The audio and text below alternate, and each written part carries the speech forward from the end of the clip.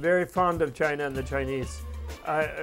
Irrespective of my thing about Tibet, I also studied Chinese for a couple of years. I can a little bit blab. I was doing pretty good with the girls in the, who tutor you at Harvard in the Chinese class when I was learning it. And I learned the writing system, which is very difficult for us with the alphabet, used to an alphabet.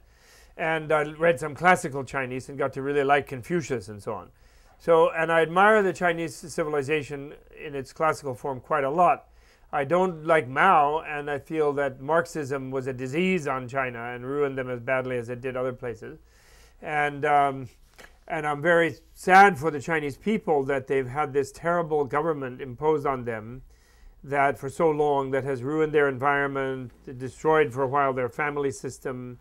It really messed them up, and they destroyed their spirituality in a certain way.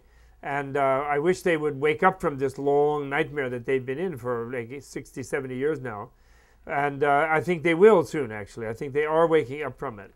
And I think that people overhype the extraordinary growth. 60% of the trade deficit that goes out to China, for example, the hundreds of billions of dollars, is actually earned by American companies who manufacture things in China. So actually our corporations are ripping us off. We think the money is going out to China, but it's actually going to them and to their offshore holdings, because a lot of them had their main offices in the Netherlands, Antilles, or Trinidad, or some other place. And it isn't in the US, even though they pretend they're US companies. And so the Chinese are not getting that much cash out of it, actually. But they are getting quite a bit. And they still have this leftover empty shell of a communist party, but which has become a total dictatorship.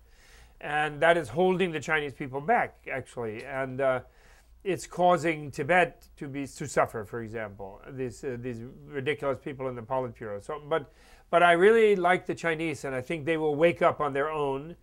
And I think we'll realize that the sort of super growth of China is kind of hype. They have to put all that they've earned into repairing their destroyed environment. The Yellow River is dry 400 miles before the sea. They have a plan to reroute the Brahmaputra, but I think India and Bangladesh will take exception to that. I don't think they'll do that. India is another kind of miracle too, don't forget. And they're trying to oppress India, of course, because they know India is a huge rival. India's people are much more on the intellect level, information age, technology stuff, than the Chinese, less labor, cheap labor. So Chinese thing is overhyped, and China is in a bad grip of old-fashioned system the way we are, actually.